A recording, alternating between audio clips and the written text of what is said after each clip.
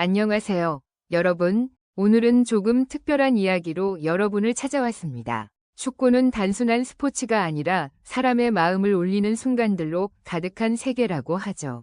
그리고 그 중심에는 늘 사람들을 감동시키는 단 한 문장, 단 한 장면이 존재합니다. 그런데 이번 가나전 이후 그라운드 밖에서 벌어진 아주 조용한 장면 하나가 여러 가나 선수들의 입을 통해 퍼져나오고 있습니다. 손흥민의 그 한마디, 평생 잊지 못한다. 가나 선수들이 직접 밝힌 이야기 속에는 우리가 미처 보지 못했던 손흥민의 인간적인 면모, 그리고 상대 선수조차 울컥하게 만든 감동이 숨어 있었습니다.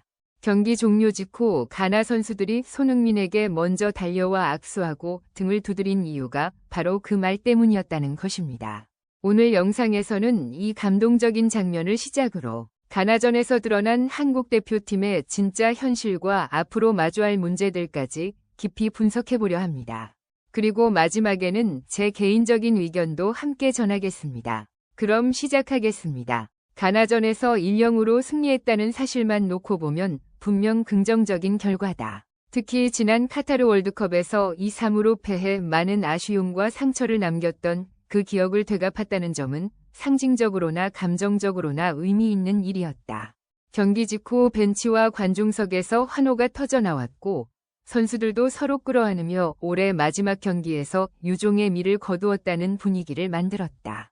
그러나 그 기쁨의 이면에는 결코 가볍지 않은 현실이 드리워져 있었다. 팬들이 경기 종료 후에도 쉽게 환호하지 못하고 온라인 커뮤니티 곳곳에서 이 내용으로 월드컵을 준비할 수 있나? 라는 우려가 터져나온 이유는 간단했다. 단순히 이긴 것이 중요한 것이 아니라 어떻게 이겼느냐가 더 중요한 시기이기 때문이다.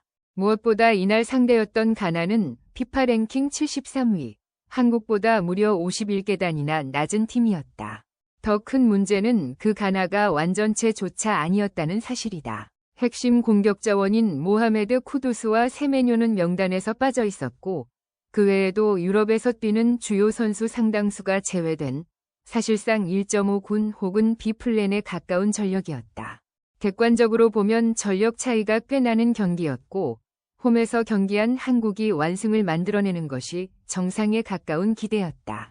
그런데 실제 경기 내용은 그 기대와 전혀 맞지 않았다. 한국은 볼을 오래 소유하고도 공격 패턴을 만들어내지 못했고 상대 수비 라인을 흔들 수 있는 창의적인 움직임도 인상적으로 나타나지 않았다. 점유율만 높고 실질적 위협은 적었던 전형적인 가짜 우위위 경기였다. 특히 전반전은 팬들에게 큰 답답함을 안겼다.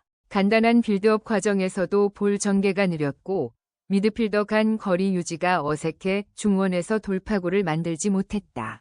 가나는 압박 강도가 세지도 않았는데 한국은 쉽게 공간을 찾지 못했고 공격 전개가 반복적으로 옆으로만 흘러갔다. 상대가 먼저 지칠 때까지 기다리는 소극적인 경기 운영처럼 보였고 이로 인해 홈팬들은 경기 중반부터 불안함을 감추지 못했다. 점유율과 패스 숫자가 아무리 많아도 실제로 상대 골문을 위협하지 못한다면 그것은 전술적 우위가 아니라 단순한 볼 돌리기일 뿐이다. 팬들의 우려는 여기서 끝나지 않았다. 이날 경기가 그동안 쌓여왔던 문제점이 더 명확하게 드러난 날이었다는 점이 더 큰 문제였다. 월드컵 포트 2 배정을 확정하며 성적만 보면 안정적이라고 평가받는 홍명보우지만 경기력은 그 숫자를 따라가지 못하고 있다는 목소리가 많다. 특히 강팀을 상대할 때마다 반복되는 단조로운 공격, 손흥민 의존도, 상대의 압박에 흔들리는 빌드업 문제는 이번 가나전에서도 고스란히 드러났다. 약체 부상 결장 선수가 많은 상대에게도 우위를 점하지 못한 경기력을 본다면 월드컵에서 랭킹 상위권 팀들과 맞설 때는 더 큰 어려움이 예상된다. 결국 이날 승리는 좋은 마무리였지만 좋은 내용은 아니었다. 오히려 월드컵까지 남은 시간이 많지 않은 상황에서 해결해야 할 과제가 너무도 선명하게 드러난 경기였다. 공격 패턴의 다양성 부족, 미드필드의 연결성 문제, 전력 대비 기대 이하의 경기 운영, 그리고 무엇보다 손흥민 중심의 전술적 활용 문제까지 모두가 해결하지 못하면 월드컵 본선에서 뼈아픈 대가를 치르게 될 수 있는 요소들이다. 팬들이 가나전 이후 박수보다 걱정을 먼저 내놓은 이유는 바로 이 승리가 진짜 실력을 보여준 결과가 아닌 불안함을 감춘 승리였기 때문이다. 승리는 했지만 실질적인 진전이 보이지 않았고 오히려 더 큰 고민거리를 비춘 경기였다는 점에서 이번 경기는 단순한 친선 경기가 아니라 한국 축구의 현주소를 보여주는 거울과도 같았다. 손흥민은 한국 축구 역사에서 이미 전설적인 존재입니다. A매치 최다 출장, A매치 득점 2위, 월드클래스 공격수, 그리고 대표팀 주장. 이런 선수가 대표팀에서 60여 분씩만 뛰고 경기마다 전술적 중심에서 멀어지는 모습은 자연스럽게 논란을 부릅니다. 7살 더 많은 호날두조차 여전히 90분을 뛰는 대표팀의 중심인데 손흥민은 지난 1년간 평균 출전 시간이 6~5분대까지 떨어졌다는 사실은 팬들에게 납득할 만한 설명이 필요합니다. 단순한 로테이션 이론으로는 설명이 부족한 영역입니다. 무엇보다 오래 이어져 온 홍명보 감독과 손흥민 사이의 악연 추측이 다시 수면 위로 떠오르는 이유도 바로 이런 불안정한 기용 방식 때문입니다.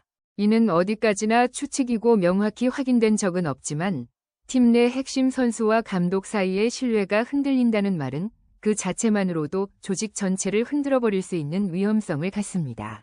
축구계에서는 연이 공을 가른다는 말이 있을 정도로 감독과 에이스의 관계는 단순한 감정보다 훨씬 큰 전략적 의미를 갖습니다.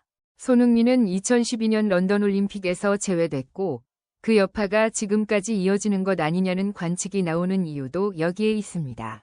손흥민을 어떻게 활용하느냐는 선택이 아닙니다. 필수입니다. 원톱에 세우든 왼쪽 윙포워드로 두든 그의 장점을 극대화하고 그가 상대의 균형을 무너뜨릴 수 있는 위치에 배치해야 합니다. 한국 대표팀은 때로 손흥민에게 지나치게 많은 것을 기대하면서도 정작 그가 능력을 쏟아낼 수 있는 환경을 제대로 제공하지 못하는 경우가 많았습니다. 사막 한가운데에 떨어뜨려 놓고 너는 월드클래스니까 알아서 살아 돌아오라는 듯한 느낌이 들 때가 많다는 것입니다. 그의 드리블, 커팅인, 장거리 슛, 역습 속도는 세계 최고 수준입니다.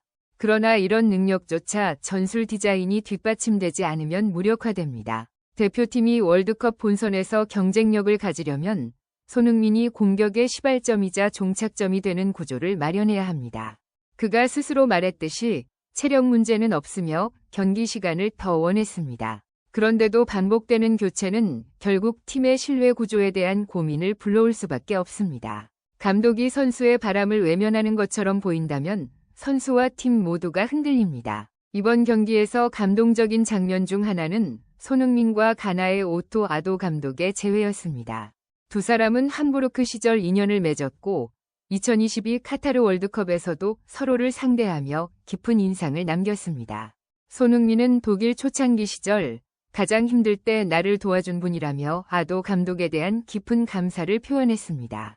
언어도 통하지 않는 두 사람이 차두리를 매개로 함께 성장했다는 이야기에는 여러 팬들이 공감과 뭉클함을 느꼈습니다. 경기 후 두 사람이 나눈 대화도 따뜻했습니다. 아도 감독은 손흥민에게 축하 인사를 건넸고 손흥민은 한국은 어떤지, 서울은 어떤지 묻는 대화를 이어갔습니다.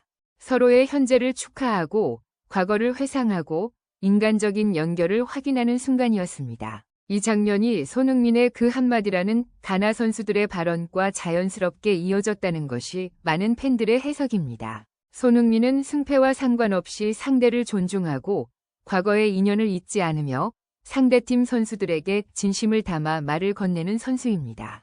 이런 태도가 가나 선수들의 마음을 울린 것입니다. 이번 영상의 제목이 된 손흥민의 그 한마디는 어디까지나 가나 선수들의 인터뷰에서 비롯된 이야기이며 일부는 팬들 사이에서 과장되거나 감성적으로 해석된 부분도 있습니다. 즉, 명확히 검증된 팩트라고 말할 순 없습니다. 하지만 제가 개인적으로 하고 싶은 말은 단 하나입니다. 이런 이야기들이 만들어지고 퍼지고 팬들에게 감동을 주는 이유 자체가 손흥민이라는 선수의 인격, 태도, 그리고 진심 때문이라는 겁니다. 그는 늘 상대를 존중했고 늘 팬들에게 감사했고 늘 자신보다 팀을 먼저 생각했습니다.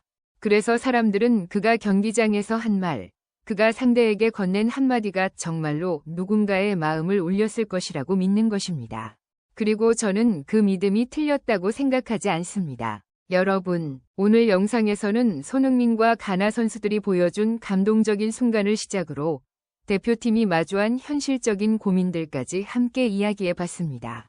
비록 일부 이야기는 아직 확인되지 않은 부분도 있지만 손흥민이라는 선수의 인격과 존재감이 얼마나 많은 이들에게 울림을 주는지 다시 한번 느낄 수 있는 시간이었습니다. 오늘도 시청해주셔서 진심으로 감사드립니다. 영상이 마음에 드셨다면 구독과 좋아요 부탁드리고 앞으로도 더 깊이 있고 진솔한 이야기로 찾아뵙겠습니다. 그럼 다음 영상에서 다시 뵙겠습니다. 감사합니다.